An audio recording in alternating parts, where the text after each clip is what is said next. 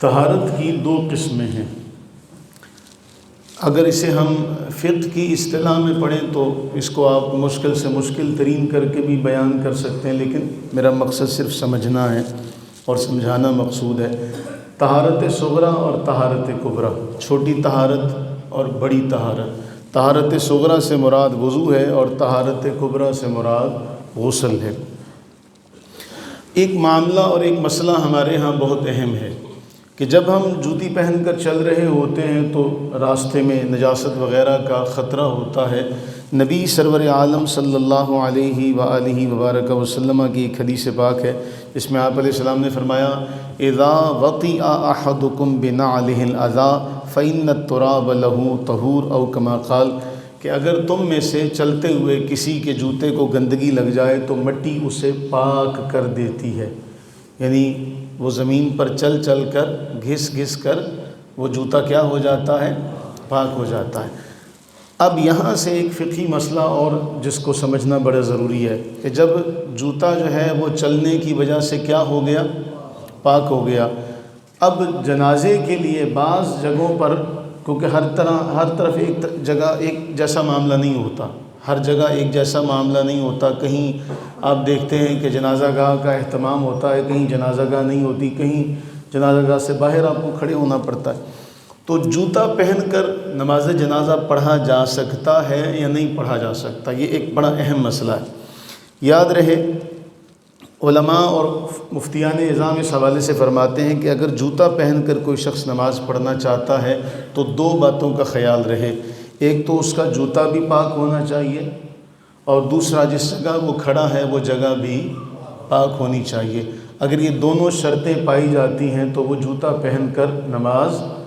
پڑھ سکتا ہے۔ اب میں نے مطلقاً نماز کہا، آپ احباب میں سے کسی نے دیکھا بھی ہوگا کہ فوجی جو ہیں ہمارے وہ بعض جگہوں پر ہوتے ہیں تو وہ جوتیوں کے ساتھ اپنے بوٹوں کے ساتھ نماز پڑھ رہے ہوتے ہیں، تو جوتوں میں نماز پڑھنے کی اجازت نبی سرور عالم صلی اللہ علیہ وسلم سے ہمیں ملتی ہے، لیکن ہمارے یہاں سے یہ ہوتا ہے کہ ہم جنازہ پڑھتے ہیں چونکہ وہاں اہتمام نہیں ہوتا۔ اکثر اس دور میں جس دور میں نبی سرور عالم صلی اللہ علیہ وسلم اپنی حیات طیبہ کے ساتھ دنیا میں موجود تھے تو ہماری طرح مسجدوں میں اہتمام نہیں ہوتا تھا۔ آج ہماری مسجدوں میں قالین ہیں، اعلیٰ بیش بہا قیمتی، اور جوتیاں باہر رکھنے کا اتارنے کا اہتمام ہے، اس دور میں ایسا نہیں ہوتا تھا۔ تو جوتوں کے ساتھ نماز پڑھنے کا بھی ہمیں تذکرہ جو ہے وہ ملتا ہے۔ تو اس کا ہمارے ہاں ایک معاملہ یہ ہو جاتا ہے کہ آپ نے حرم میں دیکھا ہوگا کہ حرمین شریفین طیبین طاہرین میں جو باہر کی جگہ ہے وہاں لوگ جوتیاں پہن کر چل پھر رہے ہوتے ہیں، اور اسی صورت میں نماز جنازہ بھی پڑھا جاتا ہے، ہر فرض نماز کے بعد یہاں بھی پڑھا جاتا ہے۔ تو دو چیزوں کا پایا جانا ضروری ہے، نمبر ایک جوتے پاک ہوں اور نمبر دو زمین پاک ہو۔ اور اگر آپ جوتے کے اوپر پاؤں رکھ کر پڑھتے ہیں تب بھی یہ ٹھیک ہے۔ پھر یہ ہے کہ جوتا اوپر سے بھی پاک ہونا ضروری ہے، جہاں آپ نے پاؤں رکھے ہوئے وہاں سے جوتا پاک ہو۔ عموماً جوتا نیچے سے بھی ایسا نہیں ہوتا کہ جی ناپاک ہوتا ہو، یہ علاقے کے اعتبار سے اگر آپ کو یہ یقین ہے کہ میرا جوتا نیچے سے پاک ہے تو آپ جوتے میں نماز پڑھ سکتے ہیں، اس میں کوئی قباحت والی بات نہیں ہے۔ ہاں اگر آپ نے اس کے اوپر پاؤں رکھے ہیں تو پھر اس صورت میں آپ کے جوتے کے اوپر کا حصہ بھی پاک ہونا ضروری ہے۔ ایک اور مسئلہ ہمارے ہاں بہت اہم ہے، ایک غلط فہمی ہمارے ہاں پائی جاتی ہے کہ اگر کسی کی صرف ہوا خارج ہو تو ہوا خارج ہونے سے کیا اس کے اوپر طہارت کرنا لازم ہے، یا ہوا خارج ہونے سے صرف وضو کرے گا؟ تو ہمارے مفتی اعظم نور اللہ نعیمی صاحب رحمہ اللہ تعالیٰ علیہ بصیر پور اوکاڑا والے، انہوں نے اس کا جواب یہ ارشاد فرمایا کہ ہوا سے جسم آلودہ نہیں ہوتا، ہوا سے جسم آلودہ، لہٰذا استنجا کی ضرورت نہیں ہے، شلوار کو دھونے کی بھی حاجت نہیں ہے، دوبارہ وضو کیا جا سکتا ہے۔ لیکن اگر یہ یقین نہیں ہے کہ صرف ہوا خارج نہیں ہوئی، ہوا کے ساتھ نجاست بھی نکلی ہے، تو پھر اس صورت میں اس کے لیے طہارت کرنا لازمی ہے۔ امید ہے یہ مسئلہ بڑا واضح ہو گیا ہوگا۔ اسی طرح ہمارے ہاں مشہور یہ ہے کہ اگر کسی نے کپڑے تبدیل کیے تو اس سے بھی وضو ٹوٹ جاتا ہے، تو یہ بھی مسئلہ کہیں نہیں ہے، کپڑے تبدیل کرنے سے وضو نہیں ٹوٹتا۔ اسی طرح کہتے ہیں جی اگر اگلے کا سطر دیکھ لیا تو اس سے بھی وضو ٹوٹ جائے گا، یا اپنا اگر گھٹنے سے اوپر سطر ہو گیا تو اس سے بھی وضو ٹوٹ جائے گا، ان چیزوں سے وضو نہیں ٹوٹتا۔ اسی طرح کوئی عورت جو ہے وہ اپنے بچے کو دودھ پلاتی ہے تو اس کے دودھ پلانے سے بھی اس کا وضو نہیں ٹوٹتا۔ پھر ایک بڑا اہم اور مسئلہ اس سے ہٹ کر یہ ہے کہ بیت الخلاء میں تھوکنے کو علماء کرام نے ناپسندیدہ قرار دیا۔ یہ اپنا اس چیز کو یاد کر لیا جائے کہ ہمارا جو تھوک ہے اس کو بھی علماء کرام بیان فرماتے ہیں کہ اللہ تعالیٰ نے انسان کا جو تھوک ہے اس کی بھی حرمت رکھی ہے۔ تو یہاں ہمارے یہاں بیت الخلاء میں وہ یہ جو معاملہ ہوتا ہے اس کو علماء نے پسند، یہ آداب ہوتے ہیں، یہ آداب ہوتے ہیں کہ ان آداب کا خیال رکھا جائے، اور یہ آداب ہمیں صرف شریعت محمدی میں ملتے ہیں، جہاں اتنی باریک چیز کا بھی آپ کو خیال رکھا گیا اور بتایا گیا کہ آپ نے واش روم میں بیت الخلاء میں تھوکنا نہیں ہے۔ پھر ایک اور مسئلہ ہے، ہمارے ہاں مشہور یہ ہے کہ جی ایک وضو سے 2 نمازیں نہیں پڑھ سکتے، یہ بھی کوئی مسئلہ نہیں ہے۔ آپ ایک وضو آپ نے کر لیا تو آپ اس سے جب تک آپ کا وہ وضو قائم ہے آپ اس سے وہ باقی نمازیں پڑھ سکتے ہیں۔ مثلا سردیوں میں دن چھوٹے ہوتے تو آپ نے عصر کی نماز کے وقت وضو کیا، تو آپ نے عصر کے وقت وضو کیا تو آپ کا وضو جو ہے وہ مغرب اور عشاء، اگر آپ کا وضو قائم ہے تو آپ اس ایک وضو سے نمازیں پڑھ سکتے ہیں۔ اچھا، پرسوں ہمارے بزرگ ایک بات فرما رہے تھے بڑی اہم، کہ جی وہ کہتے ہیں سردیوں میں روزے آ گئے، سردیاں تھیں تو سخت سردیوں میں روزے آئے، تو کہتے وہ میں ابا جی سے کہنے لگا کہ ابا جی روزے سستے ہیں وضو مہنگا ہے، روزے سستے ہیں وضو مہنگا ہے، اس لیے وضو سنبھال کر رکھنا پڑتا ہے کہ پانی ٹھنڈا ہے تو اس میں مسئلہ پیش آئے گا۔ بہرحال اللہ تعالی ہمارے ان تمام بزرگوں کو سلامت رکھے۔ ایک اور مسئلہ اس حوالے سے بہت اہم ہے، صحیح بخاری کی حدیث ہے، صحیح بخاری کی حدیث نمبر 137۔ امام بخاری نے باب باندھا، باب کا نام رکھا باب من لا یتوضأ من الشک حتی یستیقن، کہ جب تک وضو ٹوٹنے کا پورا یقین نہ ہو شک کی وجہ سے نیا وضو نہ کرے۔ اگر آپ کو یہ یقین ہے کہ میرا وضو ٹھیک ہے، نہیں ٹوٹا، تو آپ کو دوبارہ وضو کرنے کی ضرورت نہیں ہے۔ اس میں جو حدیث امام بخاری لے کر آئے، کہتے ہیں کہ ایک شخص نے رسول اللہ صلی اللہ علیہ وسلم سے شکایت کی۔ شکایت کیا کی؟ کہ الذی یخیل الیہ انہ یجد الشیء فی الصلاۃ، کہ مجھے شک پڑتا، یہ ہمارے بعض لوگ اس بارے میں مغالطے میں مبتلا ہیں کہ مجھے یہ شک پڑتا ہے کہ شاید میرا وضو ٹوٹ گیا، تو شک پڑنے کے حوالے سے میں کیا کروں؟ مجھے یہ خیال پیدا ہوتا جی پتہ نہیں میرا وضو رہا ہے کہ نہیں رہا۔ تو اللہ کے نبی سرور عالم صلی اللہ علیہ وسلم نے بڑا واضح طور پر فرمایا لا ينفتل او لا ينصرف حتى يسمع صوتا او يجد ریحا، فرمایا جب تک تمہیں آواز نہ آئے یا بو نہ آئے تب تک تمہارا وضو ہے۔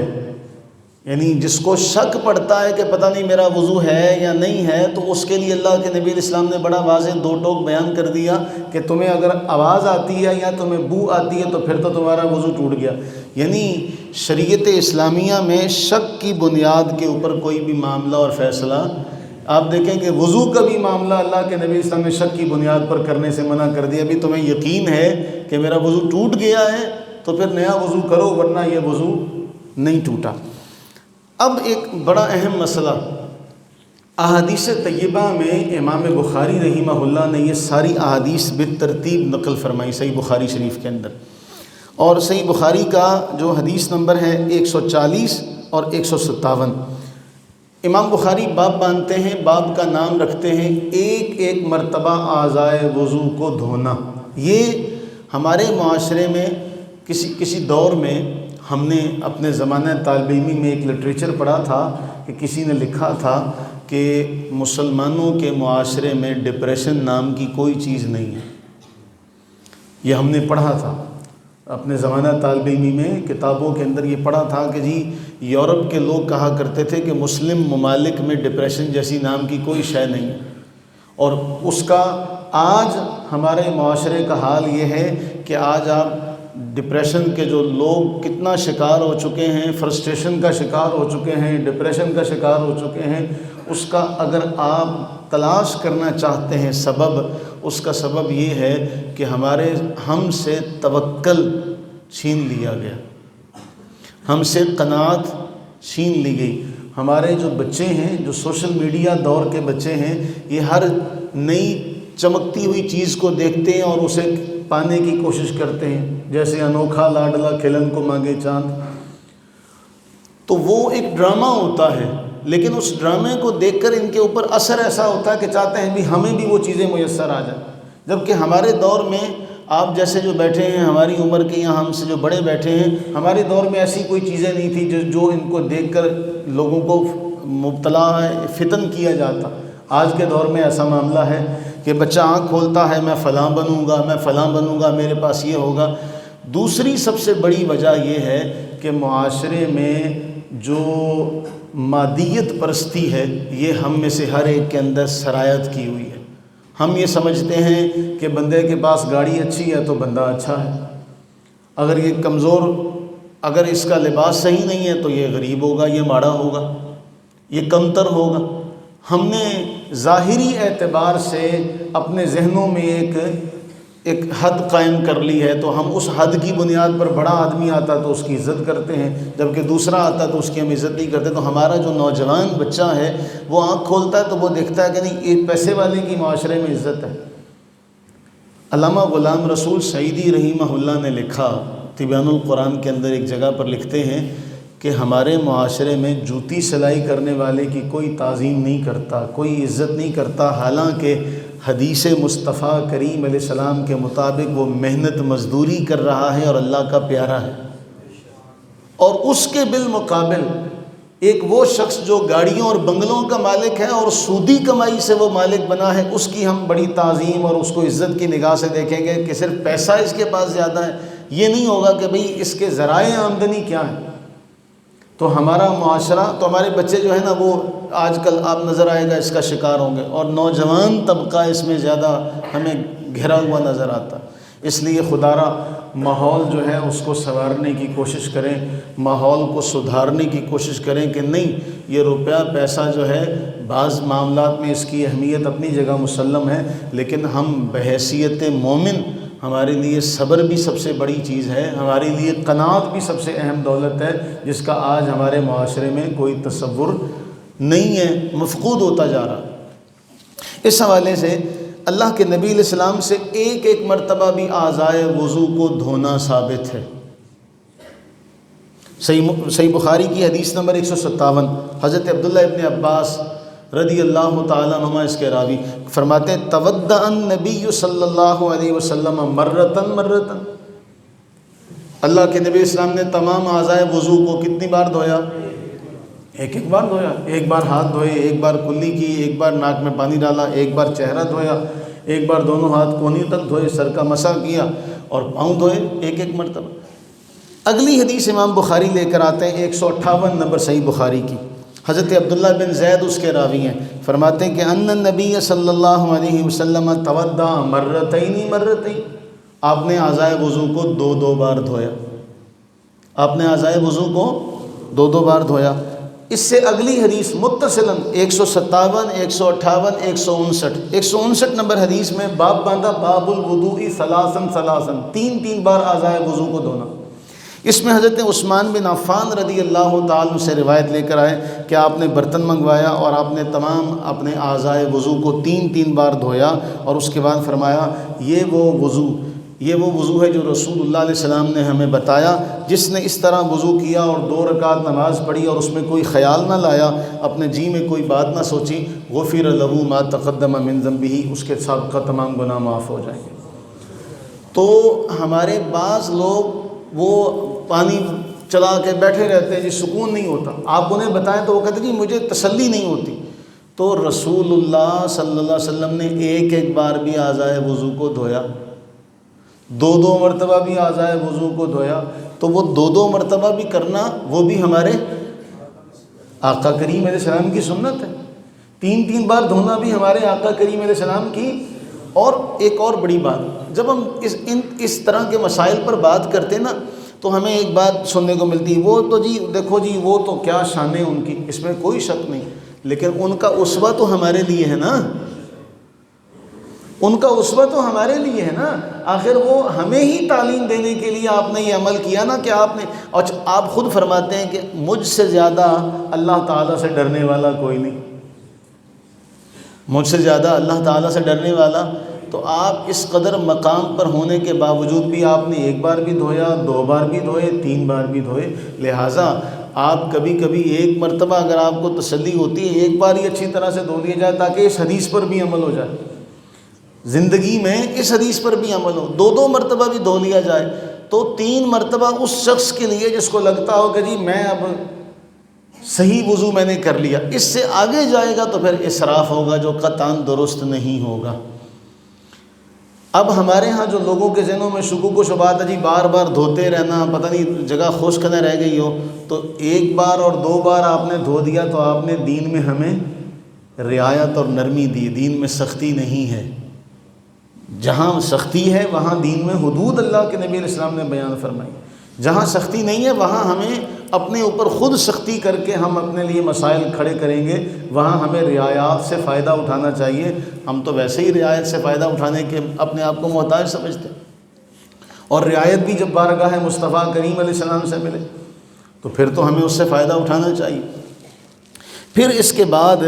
ہمارے ہاں چونکہ لوگوں کو، جس طرح میں نے پرسوں کے درس میں ذکر کیا تھا، آپ نے بھی دیکھا ہوگا کہ جی وہ دھونے کے بعد انگوٹھے چومتے ہیں، یہ کس کتاب میں لکھا ہے، کہاں سے آپ نے پڑھا ہے، لیکن آپ نے کبھی بھی اس حوالے سے کسی سے سوال نہیں کیا۔ یا ہمارے دینی معاشرے میں یہ چیز جو ہے ناپسند کر دی گئی، آپ کا ذہن ایسا بنا دیا گیا بھی سوال کوئی نہیں کرنا، اور اس سوال کے نہ کرنے کا ذہن جو بنایا گیا اس سے کیا ہوا، ہمارے جو پیٹی بھائی تھے انہیں لگا کہ بھائی ان کو تو ہم نے اس ڈگر پر لگا دیا بھی تم نے پوچھنا نہیں۔ اور ہمارے کئی ایسے جو خطیب اور واعظین ہیں، خطباء اور واعظین، وہ پتہ کیا کرتے ہیں، نہیں ہم سے حوالہ کیوں کوئی پوچھے، ہم سے حوالہ کوئی کیوں پوچھے۔ تو میں نے ایک حدیث آپ کو کئی بار سنائی ہوئی ہے، اور میں نے بڑی بڑی محافل میں، بڑے بڑے علماء کی مجالس میں یہ روایت ذکر کی کہ حضرت ابو موسیٰ اشعری رضی اللہ تعالیٰ عنہ سے حضرت سیدنا عمر فاروق رضی اللہ تعالیٰ عنہ گواہ مانگتے ہیں کہ یہ حدیث ہے، اس پر گواہ لے کر آؤ۔ تو ابو موسیٰ اشعری رضی اللہ عنہ تو برا نہیں مانا تھا، آپ نے تو برا نہیں مانا تھا کہ اے عمر تمہیں مجھ پر یقین نہیں ہے، حالانکہ صحابہ اور جھوٹ معاذ اللہ ثم معاذ اللہ یہ 2 ایسی چیزیں ہیں کہ ہو ہی نہیں سکتی۔ اللہ تعالیٰ جن سے راضی ہو وہ ایسا معاملہ ان کے ساتھ ہو تو وہ اس چیز کو برا نہیں مانتے ہیں، لیکن ہمارے ہاں اس چیز کو برا مانا جاتا ہے۔ تو ہم نے وہ کس سے سیکھا، کوئی نہیں پتہ۔ پھر اسی طرح سے لوگوں میں مشہور ہے جی ہاتھ دھونے کی دعا، کلی کرنے کی دعا، ناک میں پانی ڈالنے کی دعا، چہرہ دھونے کی دعا، پہلا ہاتھ کونی تک دھونے کی دعا۔ نبی سرور عالم صلی اللہ علیہ وآلہ وسلم سے کوئی دعا اس حوالے سے ہمیں منقول نہیں ملتی۔ جب رسول اللہ علیہ السلام سے نہیں ملتی تو پھر بعد والوں کا اپنا ذاتی عمل تو ہو سکتا ہے، وہ کسی کے لیے حجت نہیں ہو سکتا کہ وہ سب کے اوپر اس کو مسلط اور لاگو کرے، کیونکہ اللہ تعالیٰ نے ہمیں محبوب کریم علیہ السلام کی اطاعت اور اتباع کا تو حکم دیا ہے، باقی کسی بزرگ کی اطاعت و اتباع کا حکم نہیں دیا کہ تم اس کا بھی کہنا مانو جو اپنے وہ تقویٰ کی بنیاد کے اوپر کر رہا۔ اسی طرح بات سے بات نکلی، ہمارے ہاں جو کتابیں ملتی ہیں ان میں طواف کا بھی پہلے چکر کی دعا یا دوسرے چکر کی دعا یا تیسرے چکر کی دعا یا 5ویں چکر کی دعا، کوئی دعا کسی چکر کی اللہ کے نبی علیہ السلام سے نہیں ملتی۔ بس ایک دعا ہے، وہ اس مقام ابراہیم کے حوالے سے اس ایک دیوار کے اوپر ربنا آتنا فی الدنیا حسنۃ وفی الآخرۃ حسنۃ وقنا عذاب النار، باقی تینوں اطراف میں کوئی دعا اللہ کے نبی علیہ السلام نے بیان نہیں فرمائی۔ تو مشکل سے مشکل کیا جاتا ہے، مشکل سے مشکل کیے جانے کا مقصد یہ ہوتا ہے کہ بھئی یہ ان کو پتہ لگے کہ یہ بڑا مشکل کام ہے، لہٰذا ان چیزوں کو یاد رکھیں۔ پھر ہمارے ہاں جو میں نے پہلے ذکر کیا کہ مسائل، اب آپ حیران ہوں گے، لوگوں میں یہ بات بھی پائی جاتی ہے، اچھا وضو کرنے کے بعد تولیے سے، رومال سے اعضائے وضو کو صاف کرنا جائز ہے؟ کیا ہے؟ اللہ کے نبی علیہ الصلوۃ والسلام نے تولیہ منگوایا ہے، بس صاف نہیں کیا، لیکن اگر کوئی صاف کرتا ہے تو پھر اس سے جواز کا ثبوت ملتا ہے کہ اللہ کے نبی علیہ الصلوۃ والسلام نے تولیہ منگوایا، آپ کے لیے تولیہ رکھا گیا۔ تو اس کا مطلب یہ ہوا کہ اعضائے وضو کو ہم تولیے سے، رومال سے خشک کر سکتے ہیں۔ ہمارے ہاں لوگوں میں کیا مغالطہ پایا جاتا ہے؟ وہ مغالطہ یہ پایا جاتا ہے کہ جی دونوں اطراف میں،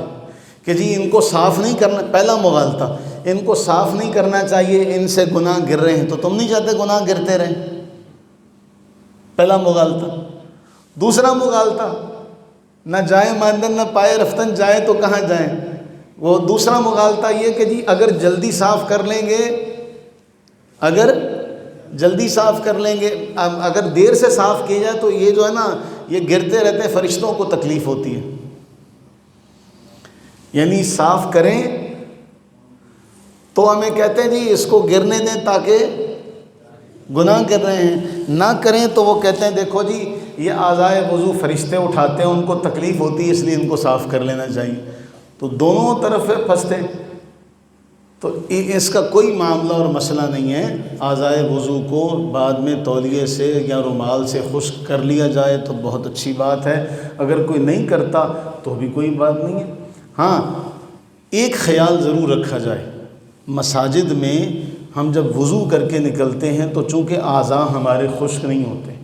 پاؤں ہمارے گیلے ہوتے ہیں، تو گیلے پاؤں کے ساتھ ہم کیا کرتے ہیں، ہم مسجد میں آ جاتے ہیں اور قالین جو ہوتا ہے وہ اس میں نمی آ جاتی ہے۔ ایک بار دو بار جب مسلسل کئی لوگ اس طرح کا معمول بنا لیں گے تو پھر کرتے کرتے کیا ہو جائے گا، قالین گیلا ہو جائے گا، اس میں نمی پیدا ہو جائے گی، تو پھر آخری جو 2-3 صفیں ہوتی ہیں ان میں آپ نماز پڑھتے ہیں تو چونکہ وہ پاؤں گیلے لے کر آتے ہیں تو یہ ماحول نہیں ہوتا۔ تو یہ وہ تربیت والے امور ہیں جن کی ہمیں بڑی ضرورت ہے، جن کا ہم خیال نہیں کرتے۔ پھر ایک اور سب سے اہم مسئلہ اس حوالے سے یہ ہے کہ مسجد میں آتے ہوئے احباب جو ہے نمازی اس بات کو اپنے اوپر لازم کریں کہ وہ کوئی چیز جو ہے وہ کھا کے آ رہے ہیں یا ایسی چیز جو خوشبو والی ہے۔ اللہ کے نبی علیہ الصلوۃ والسلام نے مسجد میں آتے ہوئے منہ صاف کرنے کا حکم دیا کہ ساتھ والے کو ایذا نہ ہو۔ تو اس چیز کا خیال رکھا جائے کہ جب آپ ساتھ والے کے ساتھ کھڑے ہیں تو آپ نے کوئی ایسی چیز کھائی ہوئی ہے خوشبو والی، یا آپ نے تمباکو کا کوئی چیز استعمال کی ہے، تو اب آپ کے پاس سے وہ جو آ رہی ہے، اسمیل آ رہی ہے، وہ ہو سکتا ہے ساتھ والے کو پریشان کرے۔ اس کا دوسرا رخ یہ ہے کہ تسی تیز ترین عطر لا کے آ جاؤ، تد بھی ہوئی ہے معاملہ اصل میں دوسرے کو ایذا پہنچانے کا ہے نا۔ اب میں تیز ترین خوشبو لگا کے آؤں کہ ساتھ والوں کو پتہ لگے کہ میں نے عطر لگایا ہوا ہے اور ساتھ والوں کا سر جو ہے وہ درد کرے، تو یہ اور وہ تمباکو والی خوشبو یہ دونوں ایک برابر ہیں، اذیت اس سے بھی ہو رہی ہے، اذیت اس سے بھی ہو رہی ہے، اس کا بھی خیال رکھا جائے۔ اچھا ایک اور مسئلہ بات مکمل کرتا ہوں، اس حوالے سے چند ایک چیزیں رہ گئی، انشاءاللہ وہ کل ذکر کریں گے کہ جی جس وضو سے جنازے کی نماز پڑھ لی ہے اب اس سے فرض نماز نہیں پڑھ سکتے۔ پتہ نہیں ہم حیران ہوتے ہیں، ہم نے جہاں تک ہماری رسائی ہو سکی تھی نا، ہم وہ ساری کتابیں کوشش کی کہ یار ان کو اکٹھا کیا جائے، شاید پتہ نہیں فلاں فقیہ نے کتاب میں کوئی مسئلہ لکھا ہو، شاید فلاں حدیث کی کتاب میں کوئی بات ہو، یا فلاں شارح نے کوئی لکھا ہو، لیکن ہمیں وہ کتابوں وہ مسائل نہیں مل سکے جو ہم لوگوں میں سنتے ہیں۔ تو پھر ہم کہتے ہیں یہ واقعی یہ مسائل کرتوت الکبیر میں ملتے ہیں، یہ مسائل کرتوت الکبیر میں ملتے ہیں کہ اللہ کے نبی علیہ السلام سے یا اللہ کے نبی علیہ السلام کی امت کے علماء نے اس طرح کی کوئی پابندیاں نہیں لگائیں کہ آپ یہ جی جنازہ پڑھ لیا تو لہٰذا اب آپ فرض نماز پڑھنے لگے ہیں تو آپ اس کے لیے دوبارہ وضو کریں۔ وضو کے لیے جب وضو ٹوٹے گا آپ پر دوبارہ وضو کرنا لازم ہے، لیکن اگر آپ ثواب کی نیت سے وضو پر وضو کرنا چاہتے ہیں تو بھی جائز ہے، کوئی پابندی نہیں ہے۔ لیکن آپ یہ سمجھ کر اگر وضو کر رہے ہیں، دیکھیں سمجھ کا فرق ہے۔ اگر آپ یہ سمجھ کر وضو کر رہے ہیں کہ جی اگلی نماز آ گئی اب مجھے دوبارہ وضو کرنا ضروری ہے، تو یہ ناجائز ہے۔ یہ ایک ایسی قید ہے جس کا کوئی ثبوت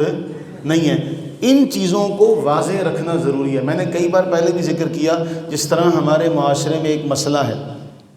کہ جی پہلی نظر بیت اللہ شریف پر پڑے تو جو دعا مانگی جائے وہ قبول ہوتی ہے، لیکن جب آپ سے کوئی یہ کہے تو آپ اسے کہیں یہ حدیث ہے یا یہ بزرگوں کا آزمودہ ہوا عمل ہے، تو وہ اس کو واضح نہ کر سکے۔ آپ ایک کام کو حدیث سمجھ کر کر رہے ہوں اور وہ حدیث نہ ہو، تو آپ کا اعتقاد اور یقین تو کیا تھا؟ یہ مصطفیٰ کریم علیہ السلام نے کام کیا تھا، لہٰذا میں وہ سمجھ کے کام کر رہا ہوں، وہ ہے نہیں۔ جس طرح عشاء کی پہلی 4 رکعات ہیں،